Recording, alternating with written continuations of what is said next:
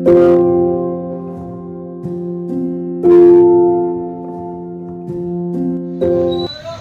Friends, मैं आपका doctor Salman Naseer और आज की ये जो क्लिप है ये डॉक्टर्स के लिए, मेडिकल स्टूडेंट्स के लिए और जो जनरल प्रैक्टिशनर है उनके लिए बहुत ही हेल्पफुल होने वाली है। क्योंकि दोस्तों इस क्लिप के अंदर मैं आप लोगों को बताने वाला हूँ फीवर विद चिल्स का अगर पेशेंट है तो उसको हम कैसे रूल आउट करेंगे, उसका कैसे डायग्नोज करेंगे। तो ये जनरल बेसिक एग्जामिनेशन है जो कि हमको एक हिंट्स मिल सकती है, डायग्नोज के लिए एक आइडिया मिल सकती है। तो दोस्तों इससे पहले वाली क्लिप के अंदर दोस्तों हम लोगों ने जाना था फीवर विदाउट चिल्स, यानी फीवर का पेशेंट है लेकिन चिल्स की कोई हिस्ट्री नहीं है।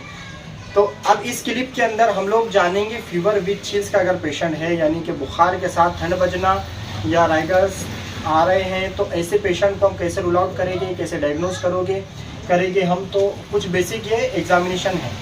तो दोस्तों सबसे पहले मान लेते हैं जो एक पेशेंट आता है हमारे पास और पेशेंट कह रहा है कि वो 4 दिन से उसको फीवर विद चिल्स है, यानी 4 दिन से उसको बुखार के साथ ठंडी बजकर आ रही है।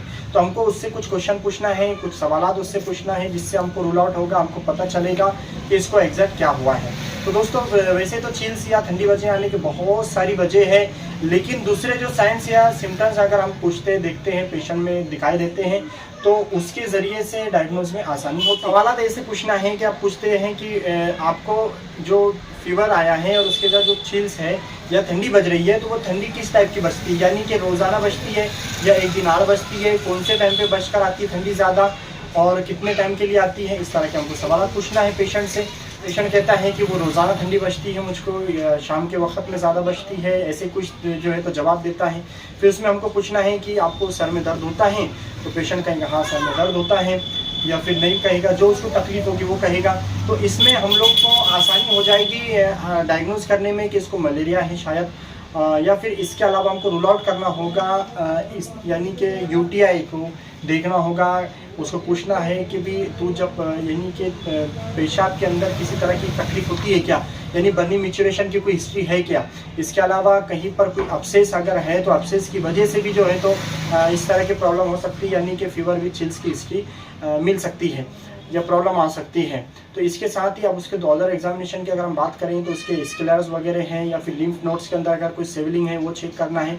ओरल कैविटी का एग्जामिनेशन अच्छी टॉर्च, पावरफुल टॉर्च के ज़रिए ओरल कैविटी का एग्जामिनेशन करना है। थ्रोट, टॉन्सिल्स वगैरह सबको अच्छे से चेक करना है कि किसी स्वेलिंग की वजह से कई इस तरह की प्रॉब्लम तो नहीं हो रही है। इसके अलावा उसके एब्डोमेन की हमको एग्जामिनेशन करना है। एग्जामिनेशन करने के में हमको स्प्लेनोमेगाली मिल सकती है, तो हमको एब्डोमेन का एग्जामिनेशन करना होता है जिसके वजह से हमको स्प्लेनोमेगाली का पता चल सकता है। स्प्लेनोमेगाली जो है बिल्कुल फेवर में है मलेरिया के। इसके अलावा हम लोग को लिम्फ नोड्स, इंग्वानल लिम्फ नोड्स, उसको भी जो है तो अच्छे से देखना है, जिसकी वजह से हम लोग को फेरेसिस वगैरह की अगर कुछ है वो भी देखना है। तो फेरेसिस वगैरह या फिर इसी तरह का कोई इन्फेक्शन है, कोई अपसेस है, कोई इन्फ्लामेशन अगर बॉडी के अंदर है तो उसकी वजह से में भी शिवरिंग या फिर चिल्स हो सकती है। तो इसलिए हमको अच्छे से रूल आउट करना है, एग्जामिनेशन करना है। इसके अलावा हम लोग को ऑस्कल्टेट करना है चेस्ट में कोई निमोनिया वगैरह है या नहीं है। इस तरह ये थे दोस्तों इसके एग्जामिनेशन के कुछ ज़राए या कुछ तरीके। तो इसके ज़रिए हम रूल आउट कर सकते हैं, एक आसानी से हम जो तो अंदाज या डायग्नोज कर सकते हैं कि पेशेंट को जो फीवर विद चिल्स है तो इसकी क्या प्रॉब्लम की वजह से हो रहा है।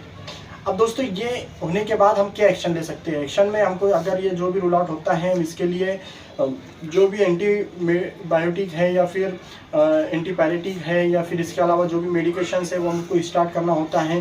साथ में हमको इन्वेस्टिगेशन की ज़रूरत पड़ेगी तो हम लोग WBC के अंदर RBC, WBC, प्लेटलेट्स वगैरह को, न्यूट्रोफिल्स काउंट को, और इसके अलावा यूरिन रूटीन को अगर हम करते हैं तो रूटीन और माइक्रोस्कोप दोनों के ज़रिए भी काफ़ी हेल्प हो जाएगी। UTI वगैरह की जो है तो हमको डायग्नोज होगा। अपसेस वगैरह के लिए हमको अगर कुछ मिलता है तो हम लोग को आगे के लिए उसको अल्ट्रासोनोग्राफी की या फिर सीरम क्रिएटिन वगैरह की ज़रूरत पड़ सकती है। इसी तरह से एडवांस जो है तो उसको ओपिनियन की ज़रूरत पड़ सकती है। अब दोस्तों इसके अलावा भी ठंडी बजने की जो बहुत सारी वजह हो सकती है, जैसे कि अगर किसी को IV चालू है तो उसमें भी बहुत सारे मेडिकेशंस ऐसे, उसके अलावा भी और कुछ ऐसे मेडिकेशंस होते हैं जिसकी वजह से ठंडी बज के आ सकती है, या फिर IV चल रही है उसकी वजह से ठंडी बज सकती है। तो किसी की जो है तो इंट्रा कैप है या स्काल्प लगी हुई है और वो अगर प्रॉपर नहीं लगी हुई है, आउट हो चुकी है, तो इसकी वजह से ठंडी बच के आ सकती है। तो ऐसे बहुत सारे प्रैक्टिस के अंदर देखा जाता है कि ठंडी बच के आने की वजह फीवर विद चिल्स जो है बहुत सारी वजह से भी हो सकता है, लेकिन हम लोग को उसको रूल आउट करना होता है। प्रॉपर हिस्ट्री लेना बहुत ज़रूरी होता है। हिस्ट्री हम जब लेते हैं प्रॉपर, तभी हमको चीज़ें यानी कि समझ में आती है।